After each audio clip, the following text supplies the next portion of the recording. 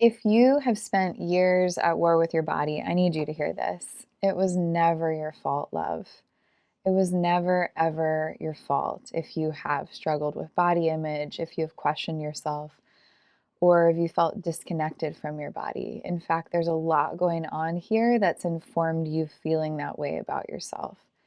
And part of it is the culture that you were brought up in. So, what did you see mirrored by the elder women in your life? What did you hear in terms of the male figures in your life? What were they saying about women's bodies? Were bodies treated with reverence and respect? Or did you grow up in a religious context where women's bodies were looked at as something that needed to be controlled, concealed, made up in order to be worthy of God's house? All the different ways that religious teachings can mold your view of your body. For many of you, especially if you grew up in a faith tradition early on, these were some of your earliest influences when it came to your body, was what you saw modeled in the elder women, your mom, your grandmother, your aunts, any female figures that were leaders in your life, but also in the frame of how men spoke about women's bodies, how brothers spoke about bodies, all of that, right? But also those early religious and faith based influences. Me, I grew up in a Southern Baptist environment. So the female body was something that we looked at as we had to control, we had to restrict, we had to conceal, we had to really be careful of the female body. And there was a lot of shame rooted in it. And then as you continue to grow and develop, you start to become more of the magazine ads when you're standing in line checking out for your groceries and you're seeing women talk about dieting and all of these different things that you're seeing modeled for you constantly everywhere you look. There's the beauty industry, the commercials for hair products and lotion that you're exposed to as a influential child growing up in the world, believing that in order to be loved and safe and accepted, in order to be desired, in order to get good opportunities, then I need to fit into a certain box. And that's going to be a little different based on your background and what your culture that you grow up in values. So, is thinness valued? Is fitness valued? Is having curves valued? What invisible boxes were there for you to check that were going to make you be accepted? So we have all these influences behind how we actually feel about our bodies. And then we also have health related experiences that impact how we feel about our bodies. So I have women who have come through my practice and are still in my community that had early traumatic experiences with medical conditions that they had or treatments that they needed to have. I personally have experienced miscarriage loss, and I know women that have struggled with infertility, like when you have lost a child, when you have not been able to conceive a child and carry it to term. These are all things that aren't just early wounds in terms of our relationship with our bodies, but they're later wounds with our relationship with our bodies. So, medical things can inform how you feel about your body. Can I trust my body? Is my body going to betray me? Is my body something that I can believe in? If you hold a body that tends to build weight or mass more easily, like you can feel that your body is fuller. Were you a target of bullying? Do you feel like your body isn't good enough? There's all these different ways. And also women who are extremely thin, like if you're an extremely thin girl, if you just have a leaner body type, then did you experience bullying or commentary about your body now or growing up about the way that you appeared? There's all these different layers. And then there's sexual experiences, right? Like becoming a girl to young woman transition, getting your period, all the hormonal changes. I could go on for days about all the different things that have influenced the way that you feel about your body that are actually not yours and definitely informed the way that you see yourself when you look in the mirror or how you feel about yourself today. And the reality is that so many different seeds were planted that influenced you, and that it's important for you to know this because we live in this sort of hyper individualistic society where if you have a problem, you're going to most likely think that it's your fault.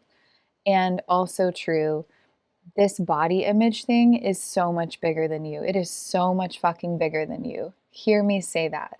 It is so much bigger than you. And there are so many people who have profited off your insecurity directly in so many different ways. And there's so many well-meaning people who did not mean to have a negative influence over how you felt about your body, or just truly crazy, wild examples of suffering that you've probably experienced that are just, it's part of the mystery of being a human and being a woman in this world to go through these things. And so, if all of this is true, then this is not just a you problem. It was never your fault, as I started this off, if you've struggled to feel at home and to feel good in your body. And also, just because you didn't create this doesn't mean that you're stuck having an uncomfortable relationship with your body for the rest of your life. You hold the ultimate power and the opportunity to build a different relationship with your body, a relationship of your choosing, a relationship of conscious connection, a relationship where pleasure, deep pleasure, toe curling, orgasmic pleasure, satisfaction. In yoga, we have this word, santosha, it's contentment, and it's this idea that, like, it's not that there's things I wouldn't change, but gosh, I love and appreciate myself exactly as I am right now. I love and appreciate my body. I feel at home in my body. You hold the power to write a different story of how you relate to your body. And frankly, I believe that that is a sacred responsibility and a really juicy opportunity, and one that has the power to heal. It has the power to heal you, because your body is one of the most primary relationships of your entire life. Like, from the moment you are conceived in your biological mother's womb to the moment you die, you are in relationship to this body.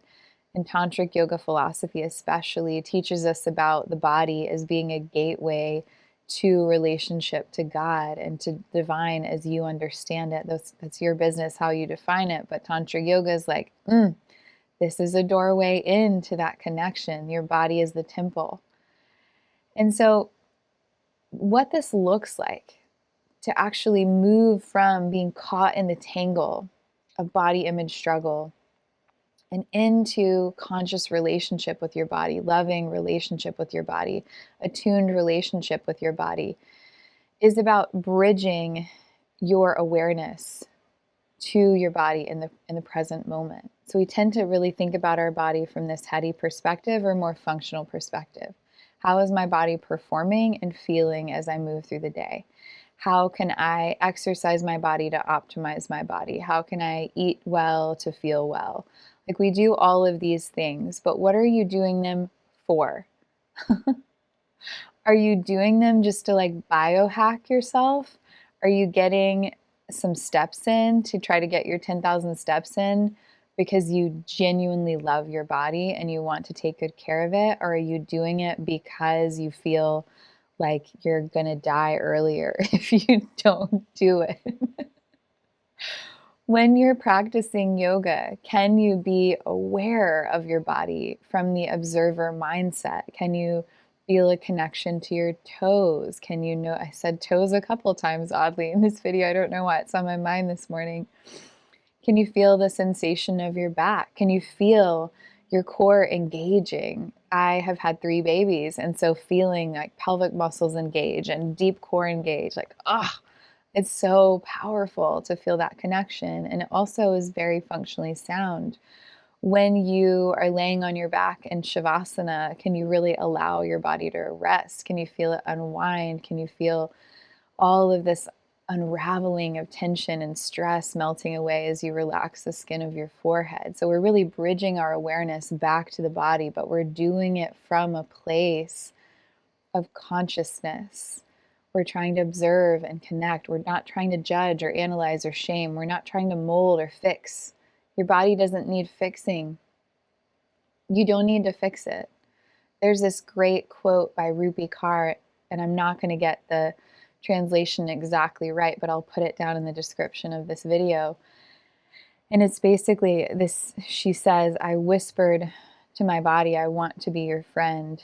And it says back, I've waited my entire life for this. And I believe that. I believe that your body is simply lying and waiting for you to choose it and for you to want a loving relationship with it and for you to choose a relationship where you're going to genuinely give it attention and care, not because you're trying to get something from it, but just because you value and appreciate it.